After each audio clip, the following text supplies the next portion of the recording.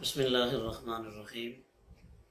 محترم ناظرین، 23ویں روزے کی مناسبت سے قرآن عزیز کے 23ویں پارے کے احکام و مضامین کے ساتھ آپ کی خدمت میں حاضر ہوں۔ ناظرین، اس پارے میں قرآن عزیز کی 4 صورتیں آتی ہیں۔ پہلی سورہ مبارکہ سورۃ یاسین، اس کی آیت نمبر 22 تا 83 اس پارے میں ہے۔ اس کے بعد سورۃ الصافات، یہ مکمل سورہ 23ویں پارے میں آتی ہے، اور اس کے بعد سورۃ الصاد، یہ بھی مکمل سورہ اس پارے میں ہے، اور آخر میں سورۃ الزمر، اس کی ابتدائی 31 آیات 23ویں پارے میں آتی ہیں۔ اس پارے کی پہلی آیت میں بجائے اس کے کہ مشرکین کے باطل معبودوں کی مذمت کی جاتی، نہایت حکیمانہ انداز میں یہ فرمایا، میں اس معبود کی عبادت کیوں نہ کروں جس نے مجھے پیدا کیا، اور تم بھی اسی کی طرف لوٹائے جاؤ گے۔ کیا میں معبود برحق کو چھوڑ کر ان بتوں کو معبود قرار دوں کہ اگر رحمان مجھے نقصان پہنچانا چاہے تو ان کی شفاعت میرے کسی کام نہ آئے، اور نہ ہی وہ مجھے نجات دے سکیں۔ اس کے بعد آیت نمبر 48 میں فرمایا کہ کفار کہتے ہیں کہ یہ وعدہ کب آئے گا کہ اگر تم سچے ہو۔ اس کے بعد وقوع قیامت اور موت کے بعد اٹھنے کو مختلف پیرایوں میں بیان کیا گیا۔ آیت نمبر 65 میں بتایا کہ قیامت کے دن مجرموں کے منہوں پر مہریں لگا دی جائیں گی، اور ان کے ہاتھ اور پاؤں اور دیگر اعضاء ان کے خلاف گواہ بن کر اللہ رب العزت کی عدالت میں ان کے خلاف گواہی دیں گے کہ ہم سے کیا کیا جرائم کرائے جاتے رہے۔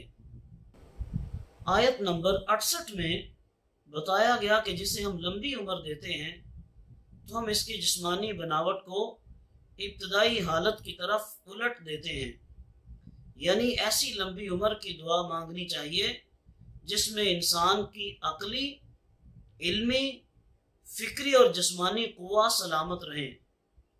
آیت نمبر 68 سے منکرین آخرت کے اس عقلی سوال کا ذکر فرمایا کہ جب انسان مر جائے گا اور ہڈیاں تک بوسیدہ ہو جائیں گی تو دوبارہ کون زندہ کرے گا، اور پھر جواب دیا کہ دوبارہ بھی وہی خالق تبارک و تعالی زندہ کرے گا جس نے بغیر کسی نام و نشان کے پہلے پیدا کیا تھا، حالانکہ اب کوئی ذرہ خاک یا راکھ موجود ہے۔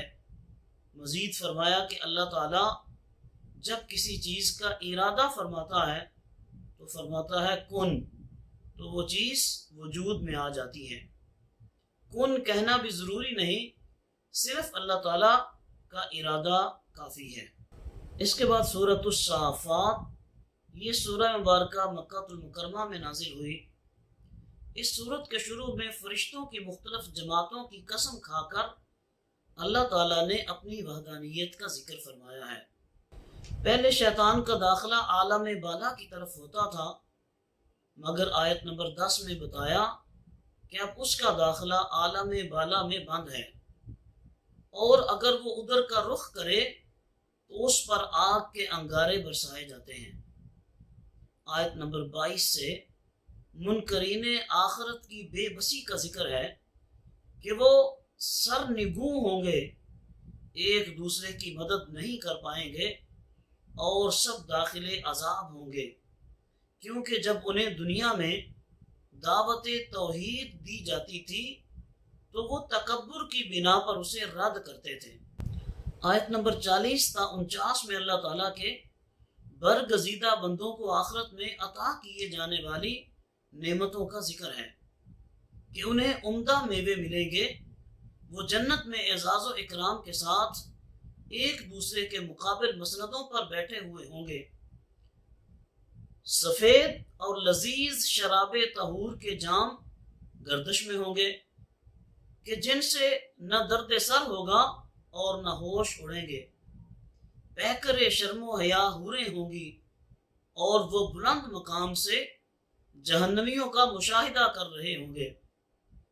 آیت نمبر 62 سے جہنمیوں کی کیفیت کو بیان کیا کہ شیطان کے سروں کی طرح دوزخ کی جڑ سے پیدا ہونے والا زقوم یعنی چھوہر کا درخت ان کی غذا ہوگا، پھر انہیں جہنم کا کھولتا ہوا پانی پلایا جائے گا۔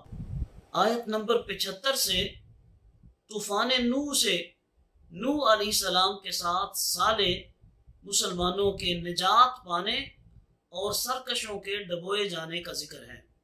آیت نمبر 83 سے حضرت ابراہیم علیہ السلام کا واقعہ ایک بار پھر مذکور ہوا کہ آپ قوم کے ساتھ میلے میں نہ گئے اور ان کے بتوں کو پاش پاش کر دیا، اور پھر انہوں نے آگ کا ایک الاؤ تیار کر کے ابراہیم علیہ السلام کو اس میں ڈال دیا۔ اللہ تعالیٰ نے فرمایا کہ ہم نے ان کی تدبیر کو ناکام بنا دیا۔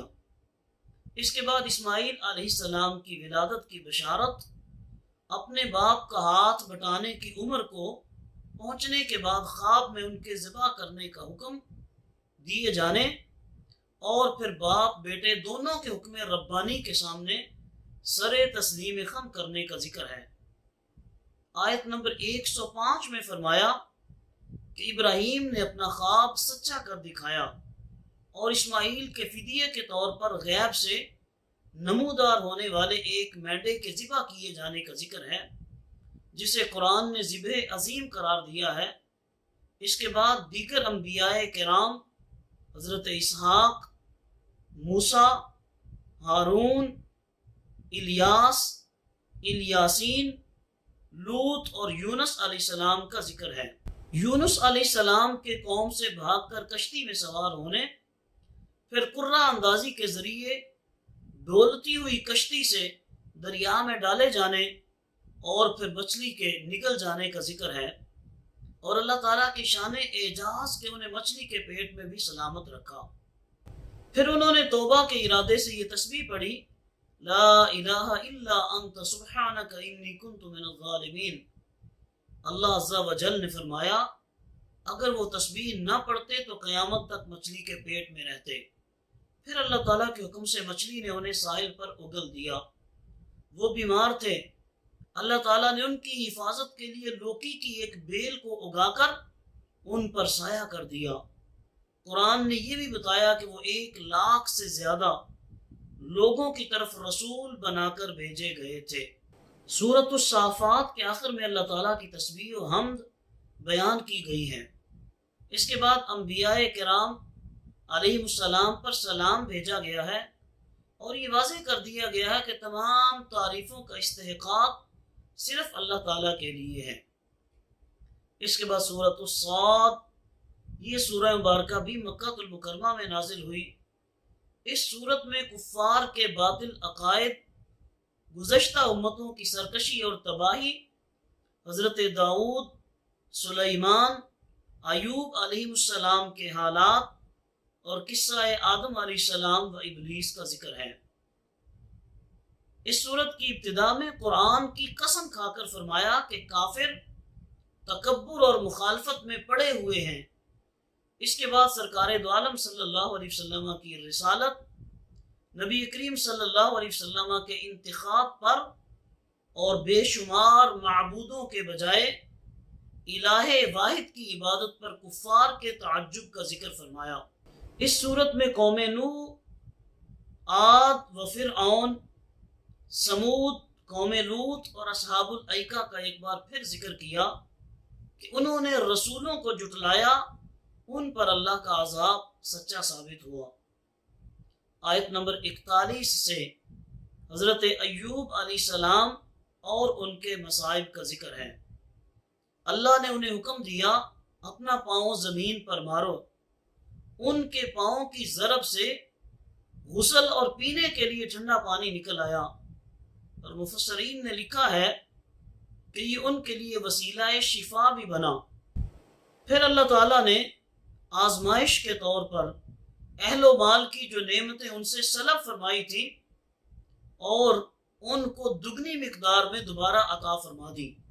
انہوں نے اپنی بیوی کو کسی وجہ سے 100 کوڑے مارنے کی قسم کھائی تھی، اللہ تعالیٰ نے اس قسم سے بری ہونے کے لیے ان کو یہ تدبیر بتائی کہ 100 تنکوں کا ایک جاڑو بنا کر ایک ضرب لگائیں تو یہ قسم پوری ہو جائے گی۔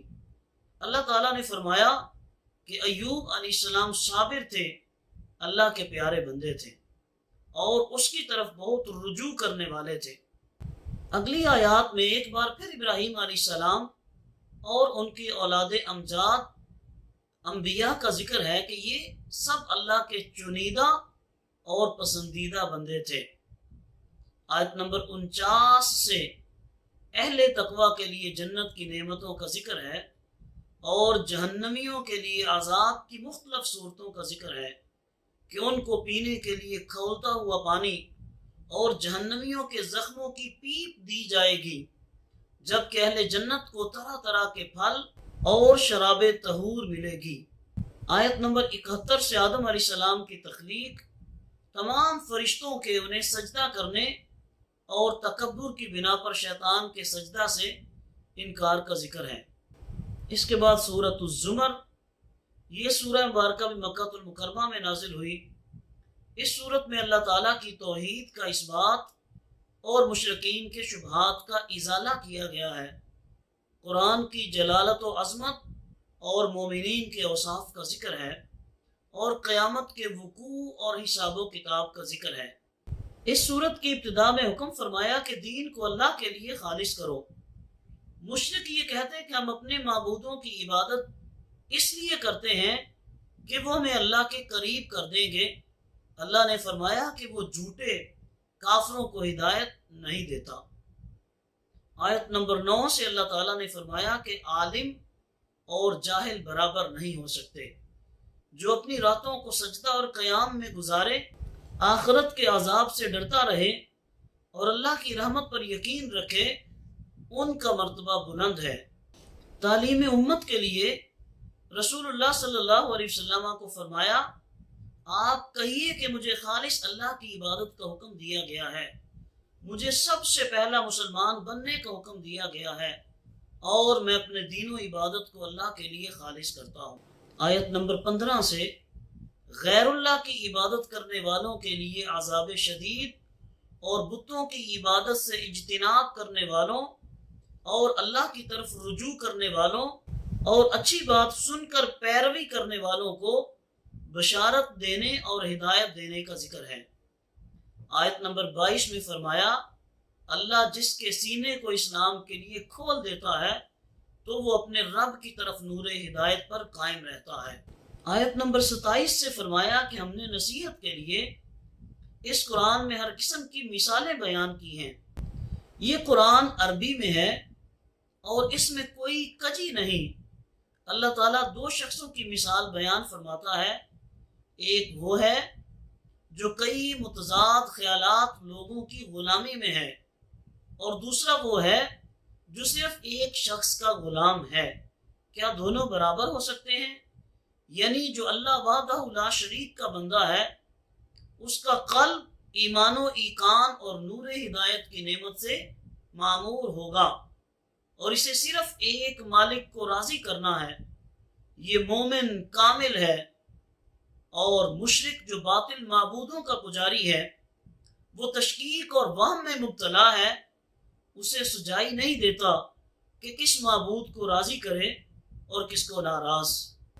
آیت نمبر 68 میں 2 بار سور پھونکے جانے، زمین کا رب کے نور سے جگمگا اٹھنے، دفتر عمل رکھ دیے جانے اور حساب کتاب کا انصاف کے ساتھ ہونے کا بیان ہے۔ محترم ناظرین، یہ تھے آج کے احکام و مضامین۔ دعا ہے کہ اللہ رب العزت ہم سب کو قرآن کریم کے احکامات پہ عمل کرنے کی توفیق عطا فرمائے۔ وآخر دعوانا ان الحمد للہ رب العالمین۔